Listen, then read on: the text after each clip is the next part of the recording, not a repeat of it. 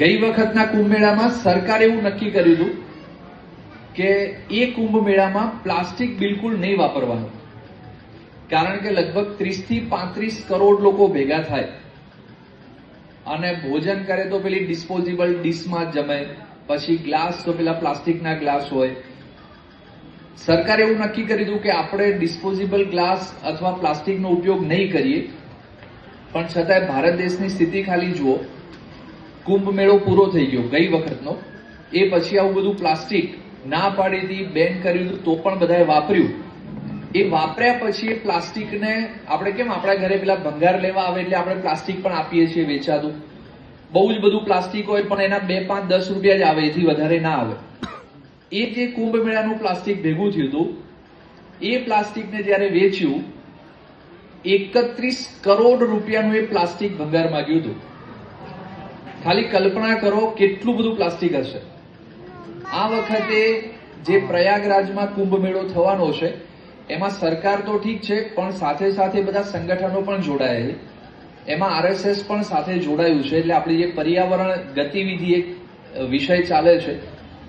તો આ વખતે એક નક્કી કેવું કર્યું છે, લગભગ આપણામાંથી એક પણ પરિવાર એવું નહીં હોય જેમણે અયોધ્યામાં રામ જન્મભૂમિ પર જે મંદિર બન્યું એમાં બધાના ઘરે પૈસા લેવા આવ્યા હતા કાર્યકર્તાઓ, આપણે કંઈનું કંઈ યથાયોગ્ય આપ્યું હશે. આ વખતના પ્રયાગરાજના કુંભ મેળામાં પણ આવું જ એક અભિયાન આપણે ચલાવવાના છીએ.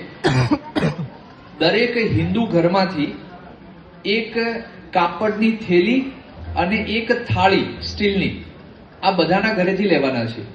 ત્યાં કુંભ મેળામાં થવાનું શું છે, તો 30-32 જેટલા મોટા મોટા એન્ટ્રન્સ છે થવાના છે.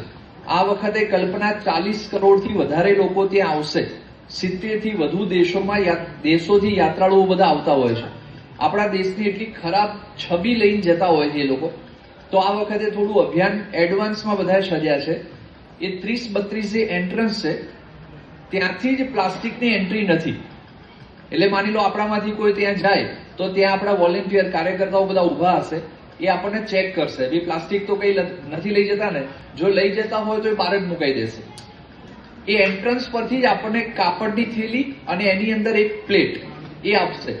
કુંભ મેળામાં જાઓ તો 3-4 દિવસ બધા ફરતા હોય છે ગંગા નદીના આગળના ઘાટ પર, 3-4 દિવસ, અને એમાં બહુ જ બધા ભંડારા પણ હોય, એટલે ભોજન જ્યાં જમતા હોય ત્યાં એ બધા ભંડારાઓમાં પણ એડવાન્સમાં કીધું છે કે તમારે પણ ડિસ્પોઝેબલ ડીશ અથવા પ્લાસ્ટિકનો ઉપયોગ નથી કરવાનો. તો એમને એ કીધું કે આટલી બધી થાળીઓ લાવીએ ક્યાંથી, તો પછી આપણે અભિયાન શરૂ કર્યું કે દરેક ઘરેથી એક ડીશ લેવાની. આખા દેશમાંથી 40 કરોડથી વધારે ડીશો આપણે એકત્ર કરવાના છીએ. એમાં મહેસાણામાંથી પણ થશે. એટલે આ જેટલા લોકોએ તાલી પાડી છે એ બધાએ એક એક ડીશ આપવાની છે. હા, જેમણે વધારે પાડી એમણે વધારે આપવાની તાલીઓ. સરસ.